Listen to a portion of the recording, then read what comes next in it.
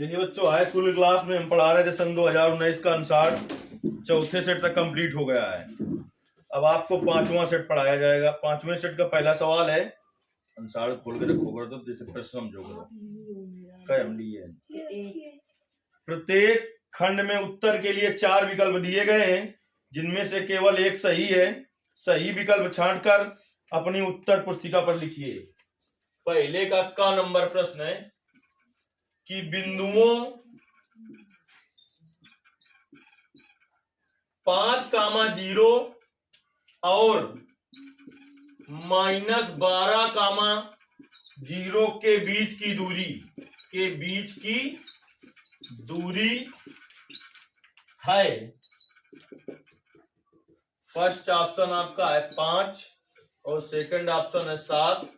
Third option क्या है आपका 13 और फोर्थ ऑप्शन है आपका 17। तो देखिए कै बिंदु है, 1 और 2। तो देखिए 2 बिंदुओं के बीच की दूरी का सूत्र लगा दीजिए। 2 बिंदुओं के बीच की दूरी बराबर अंडर रूट x1 - x2 का होल स्क्वायर लगा दो, चाहे x2 - x1 का होल स्क्वायर। तो x1 - x2 का whole square plus y1 - y2 का होल स्क्वायर। पहले बिंदु का निर्देशांक हो जाएगा x1 y1, दूसरे का x2 y2। तो अंडर रूट x1 का मान 5 माइनस x2 का मान -12, तो minus plus square plus y1 का मान 0 माइनस y2 का मान 0 का स्क्वायर। 12 और 5 17 का स्क्वायर और प्लस 0 का। देखिए 17 का स्क्वायर अगर आप खोलें तो बड़े मूर्ख आदमी हो, नहीं हो। 0 का स्क्वायर 0 होगा, इसमें जोड़ेंगे। 17 का स्क्वायर का मतलब 17 इसमें 2 बार है। 17 का स्क्वायर मतलब पहले ना आता हो, तुम्हें आता नहीं होगा, ये पता है कितना होता है। तो उसका पहले गुणा करो और फिर तुम सोचोगे वर्गमूल क्या होगा। तो यार 2 बार लिखा है, सीधे निकाल लो ना, कितना होगा 17 होगा। रूट के अंदर 2 बार है तो 1 बार बाहर निकल आता है। यही अगर वो विकल्पी में प्रश्न होता और 1 नंबर का प्रश्न होता, यहां से आप छोड़ देते, आधा नंबर मिलता। क्या रहेगा अभी इसमें लिखा होना चाहिए मात्रक या इकाई, तब पूरा नंबर मिलता। लेकिन वो विकल्पी प्रश्न है, जैसा उसने विकल्प दिया है वैसे कर दीजिए, कोई दिक्कत नहीं। ख नंबर प्रश्न पद -8 तो श्रेणी का प्रथम पद होगा। प्रश्न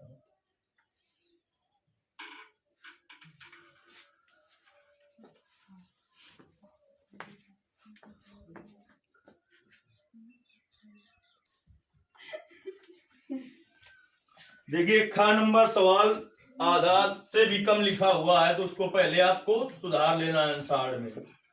कहता है यदि एक समांतर श्रेणी का सर्वांतर -4 है। सर्वांतर दे रखा है, सर्वांतर को d से प्रदर्शित करते हैं। कितना है -4। फिर कह रहा है 10वां पद -8 है तो श्रेणी का प्रथम पद क्या होगा।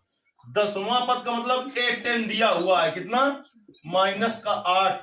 तो श्रेणी का प्रथम पद A बराबर पूछा है और ऑप्शन दे रखा है आपका -40 और 20, 28 और 36।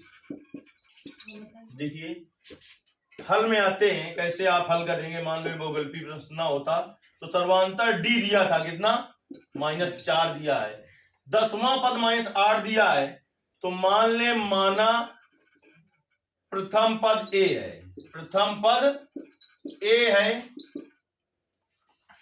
तब 10वां पद ऐसे दिया उसने। 10वां पद -8 है। 10वां पद n वां पद को an से प्रदर्शित करते हैं, तो 10वें पद को A10 से प्रदर्शित करेंगे। तो A10 = -8 हो गया। n वां पद का सूत्र होता है an बराबर a + n - 1 × d। इसी सूत्र में n की जगह कितना आ गया 10।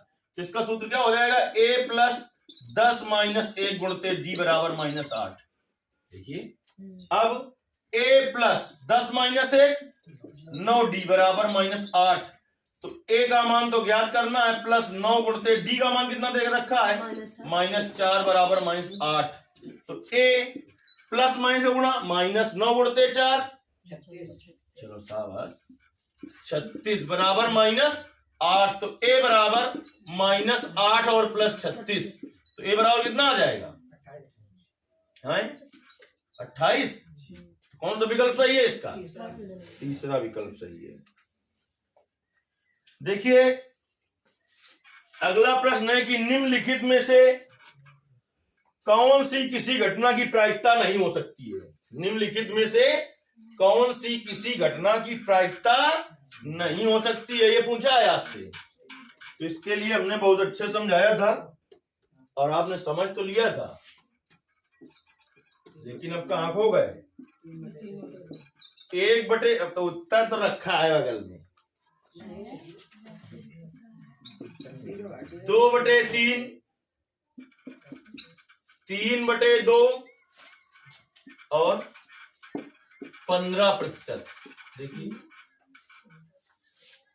15% कह रहा है इसमें कौन सी प्रायिकता नहीं हो सकती। तो देखिए प्रायिकता क्या क्या हो सकती है, इसके लिए हमने सूत्र बताया था कि 0 < p < 1, यानी प्रायिकता का मान सबसे कम 0 हो सकता है, नहीं तो उससे बड़ा होगा, और सबसे ज्यादा कितना हो सकता है? 1, नहीं से उससे छोटा होगा।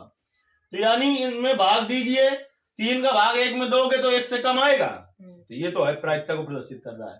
3 का भाग 2 में दोगे तो 1 से कम आएगा, ये प्रायिकता को प्रदर्शित कर रहा है। लेकिन 2 का भाग 3 में दोगे तो 1 से ज्यादा आ जाएगा, 1 से। और प्रायिकता ये कहती है कि अधिकतम आंसर प्रायिकता कितना हो सकता है? 1 हो सकता है। तो 15% को भी हल करोगे तो 15 और प्रतिशत मतलब बटे 100, काट दो 5 से, 5 3 15 और 20 5 100। 20 का भाग 3 में दोगे तो जाहिर सी बात है क्या होगा? 1 से छोटा ही आएगा। तो 1 से बड़ा किसका आ रहा है? ये आ रहा है, तो ये प्रायिकता को प्रदर्शित नहीं कर रहा है।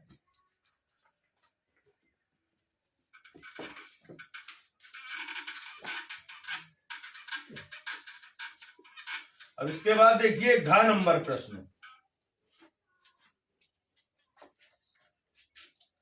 पहले का घ नंबर प्रश्न है, कह रहा है 2 और tan 30 बटे, बहुत बार बोल चुके हैं, 1 - tan स्क्वायर 30 बराबर है first option cos 60, second option tan 60, देख लो उत्तर, नहीं देख, थर्ड ऑप्शन sin 60 और फोर्थ ऑप्शन है sin 30। चलिए हल में आते हैं, उत्तर तो नहीं है। 2 और tan 30 बटे 1 - tan स्क्वायर 30, तो आप मान रख के हल कर लें तब भी वही आएगा, लेकिन फिर ढूंढना पड़ेगा कि किसका मान है। नहीं तो मान लो माना 30 अंश बराबर a, तो क्या बन जाएगा? 2 और tan a बटे 1 - tan स्क्वायर। ये हमने किसका सूत्र दिखाया था? tan 2a का, tan 2a का सूत्र लिखा है, tan 2a का। तो tan 2 गुणते 30, तो tan 60। कौन सा विकल्प सही है? सेकंड सही है। और देखिए इसी में अगर ऐसा लिखा होता कि 2 tan 30 बटे 1 + tan स्क्वायर 30, तो फिर से यही मान लेते a बराबर 30 अंश, तो बन जाता 2 tan a बटे 1 + tan स्क्वायर a। ये sin 2a का सूत्र लिखाया था, तो sin 2 × a का मान 30, तो हो जाता फिर sin 60। कब? जब यहां पर क्या होता? प्लस होता। अगर होता 1 - tan स्क्वायर 30 बटे 1 + tan स्क्वायर 30, तो 30 अंश बराबर फिर मान लेते a, तो हो जाता 1 - tan स्क्वायर a बटे 1 + tan स्क्वायर a। ये क्या सूत्र लिखा था? cos 2a का, cos 2a का, तो cos 2 × 30, तो cos 60 हो जाता।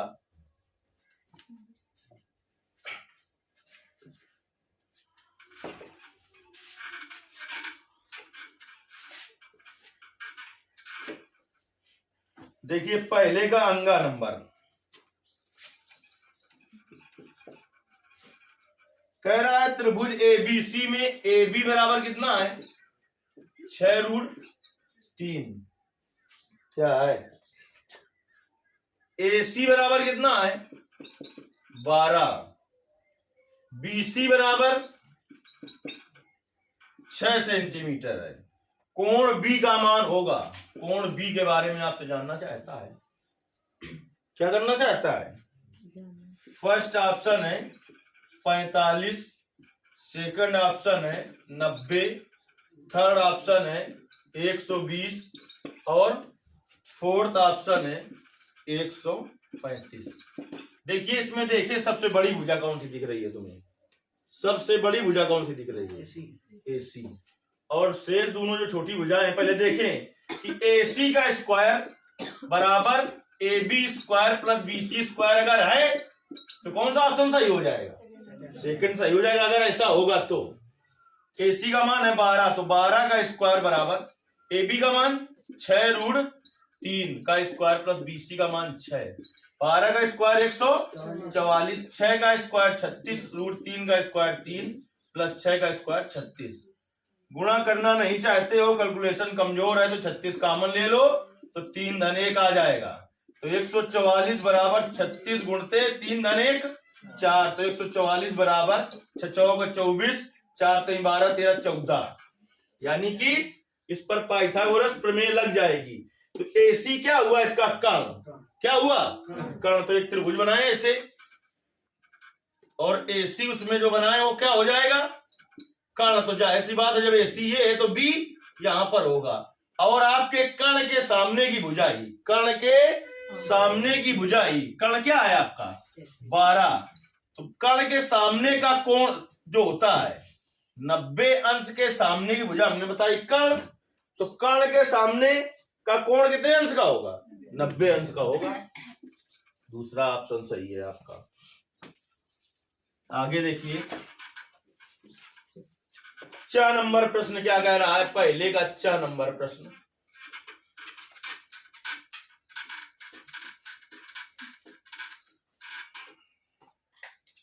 कह रहा है द्विघात समीकरण 3x square minus 6x plus के बराबर 0 के मूल समान है, तो के का मान होगा। पहले का 4 नंबर आपसे कह रहा है कि द्विघात समीकरण 3x square minus 6x plus के बराबर 0 के मूल समान है, तो के का मान होगा। फर्स्ट ऑप्शन है 3 और सेकंड ऑप्शन है 6, थर्ड ऑप्शन है 9 और फोर्थ ऑप्शन है 12। तो देखिए इसके मूल समान है, तो लिखेंगे हल में कैसे? मान लो बहुविकल्पी प्रश्न होता और आपको हल करना होता तो कैसे हल करते? तो देखिए लिखेंगे समीकरण 3x स्क्वायर माइनस 6x धन के बराबर 0 की तुलना द्विघात के मानक समीकरण, द्विघात के मानक समीकरण ax square plus bx plus c बराबर 0 से करने पर कर दीजिए। तो देखिए a बराबर कितना आएगा? 3, b बराबर कितना आएगा? -6, c बराबर कितना आएगा? k। मूल बराबर है तो मूल बराबर होने का प्रतिबंध, मूल बराबर होने का प्रतिबंध क्या होगा? मूल बराबर होने का प्रतिबंध b स्क्वायर माइनस 4ac बराबर 0। यही तो होता है। b का मान -6, -4, a का मान 3, c का मान k बराबर 0। -6 का स्क्वायर 36, -4 3 12 के बराबर 0।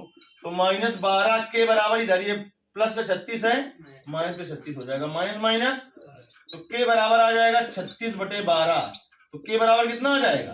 3। कौन सा विकल्प सही है? पहला ही विकल्प सही है। इस तरीके से पहले के सभी भाग हल हुए। देखिए दूसरे प्रश्न में क्या कह रहा है? कह रहा है सभी खंड हल कीजिए। का नंबर में कह रहा है संख्याओं 130 और 280 का मासा यूक्लिड विभाजन एल्गोरिथ्म द्वारा ज्ञात कीजिए। देखिए दूसरे का नंबर प्रश्न है आपका कि 130 और 280 का मासा किससे ज्ञात करना है? अब देखिए आपने मासा ज्ञात कर दिया लेकिन यूक्लिड का प्रयोग नहीं किया इस प्रमेय का, तो आधा भी नंबर मिलने वाला नहीं है। 1 नंबर का प्रश्न तुम सोचो, उत्तर तो आ गया है। यूक्लिड की प्रमेय क्या होती है? a बराबर bq प्लस r, जहां जो r है आपका वो कैसा होता है? शेषफल है वो 0 से बड़ा या 0 के बराबर और b से हमेशा छोटा होता है, b से हमेशा छोटा होता है। इसका प्रयोग करना है। इसमें जिसका मासा निकालना है उसमें बड़ी संख्या देख ली जाती है, कितनी है? 280। अब इसका जो छोटी वाली संख्या है इसमें भाग दिया जाता है, तो 130 का भाग 2 280 में कितनी बार जाएगा? 2 बार।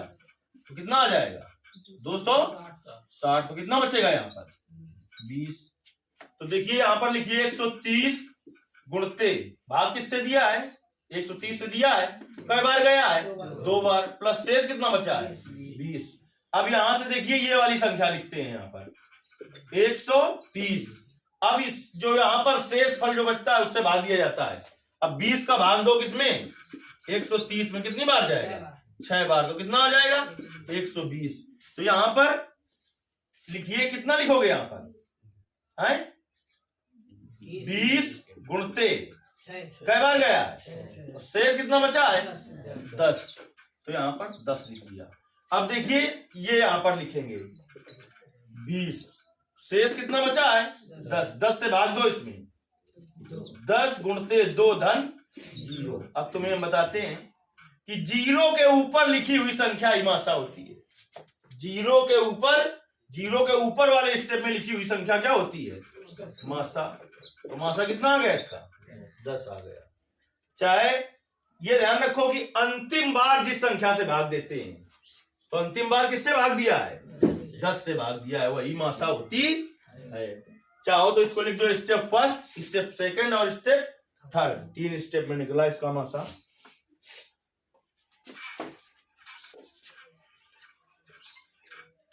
ख नंबर प्रश्न कह रहा निम्नलिखित बारंबारता बंटन का बहुलक ज्ञात कीजिए। निम्नलिखित बारंबारता बंटन का बहुलक ज्ञात कीजिए।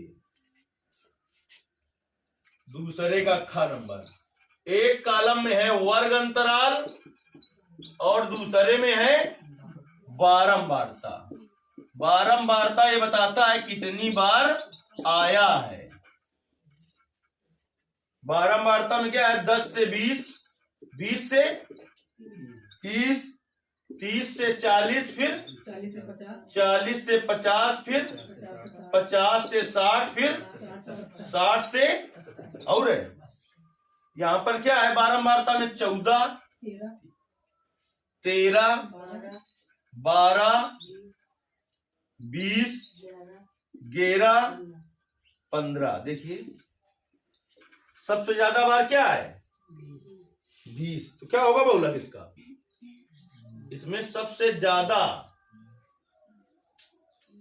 इधर तो पद लिखा ही नहीं है, पद निकालना पड़ेगा। आंसर देखिए कितना हो रहा है।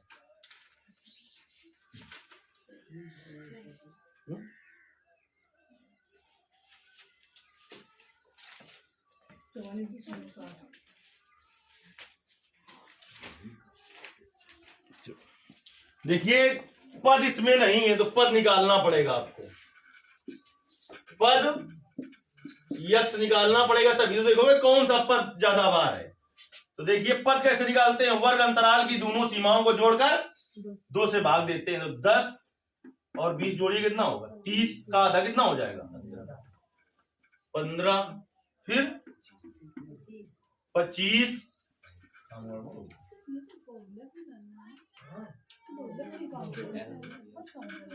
बहुलक इसका कैसे? ये नंबर का सवाल है, इतना लंबा है।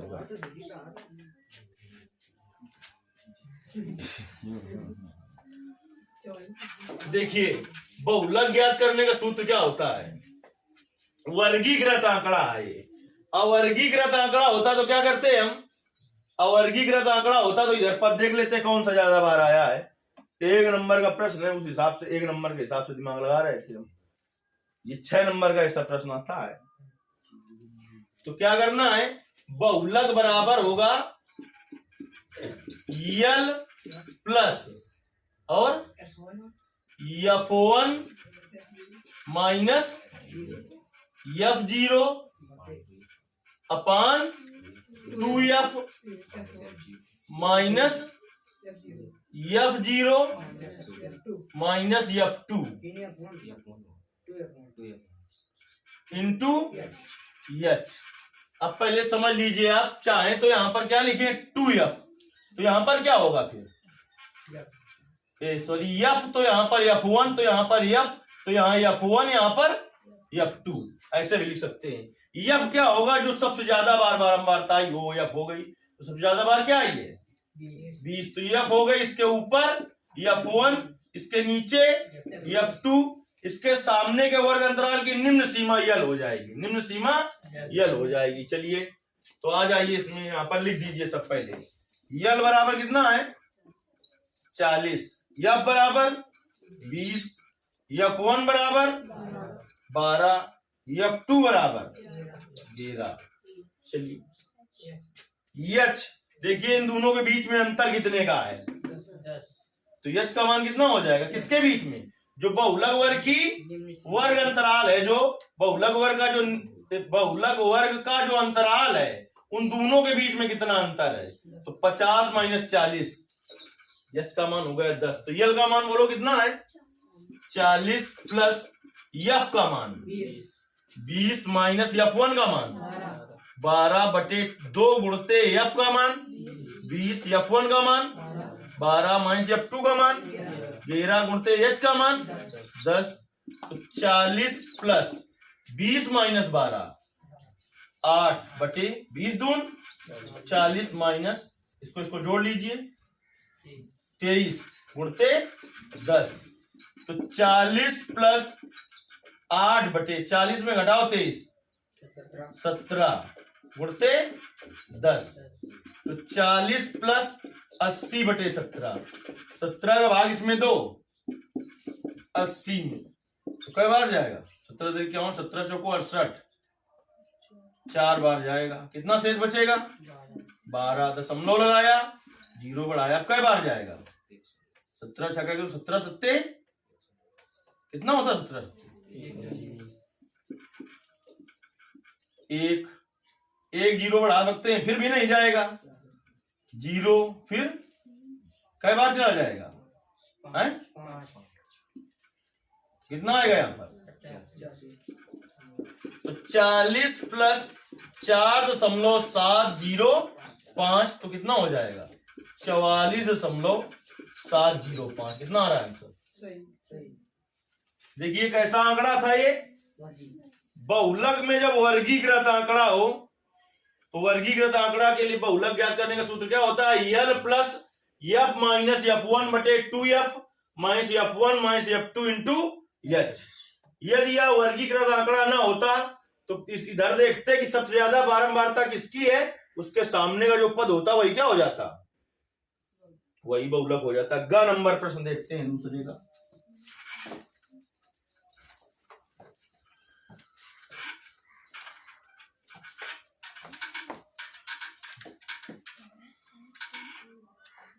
दूसरे का ग नंबर प्रश्न है, कह रहा है कि 8 और tan a बराबर 15, तो sin a का मान ज्ञात कीजिए। देखिए यहां से tan a का मान निकाल लीजिए, कितना होगा 15/8, त्रिभुज बना लीजिए ए बी सी, ठीक।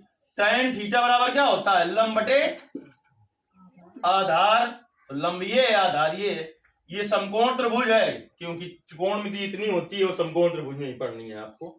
तो समकोण त्रिभुज में लगा दीजिए पाइथागोरस प्रमेय, तो लिखेंगे पाइथागोरस प्रमेय से क्या हो जाएगा, AC स्क्वायर बराबर AB square plus BC square, तो 8 का स्क्वायर प्लस 15 का स्क्वायर, तो 8 का स्क्वायर 64, 15 का स्क्वायर 225, जोड़ोगे दोनों को तो 200 कितना हो जाएगा 89, तो AC बराबर क्या आ जाएगा √289, यानी AC बराबर कितना आ गया 17, कितना आ गया। और तुम्हें साइन A का मान ज्ञात करना है, साइन A बराबर क्या होता है, लंब बटे कर्ण, लंब बटे कर्ण। ये कोण A है, तो कोण इस कोण A के सामने भुजा देखिए कितना होगा, कोण A के सामने भुजा लंब हुई 15/कर्ण 17। अगर साइन B का मान पूछता इसी सवाल से तब क्या करते, कर्ण तो ऐसे ही निकाल लेते, लेकिन साइन बी का मान पूछता तो इधर से देखते और साइन सी का मान, साइन सी का मान पूछता, ये तो 90 अंश का है, ये तो साइन सी का मान पूछता, तो साइन सी बराबर लंब बटे कर्ण लगाते, लेकिन लंब क्या होता फिर, यानी साइन सी का मान पूछता तो कितना होता, 8/17 होता। चलिए घ नंबर देखते हैं, दूसरे का घ नंबर कह रहा है दो समरूप त्रिभुजों की भुजाएं 4:9 के अनुपात में है, इन त्रिभुजों के क्षेत्रफलों का अनुपात होगा। तो लिखेंगे स्टेटमेंट कि चूंकि हम जानते हैं कि समरूप त्रिभुज किन्हीं दो समरूप त्रिभुजों का क्षेत्रफल उनकी संगत भुजाओं के वर्गों के अनुपात के बराबर होता है। संगत भुजाओं का अनुपात दिया है, पूछा क्या है, क्षेत्रफलों का अनुपात। तो क्या लिखोगे, चूंकि हम जानते हैं कि किन्हीं दो समरूप त्रिभुजों के क्षेत्रफलों का अनुपात उनकी संगत भुजाओं के अनुपात के वर्ग के बराबर होता है। तो ये स्टेटमेंट लिखने के बाद संगत भुजाओं का अनुपात कितना है, 4/9 का स्क्वायर कर दोगे तो कितना हो जाएगा, 16/81। तो 16:81 होगा। अनुपात पूछा है तो अनुपात में ही उत्तर देना होगा। चलिए इसके आगे सवाल फिर आपको बताए जाएंगे।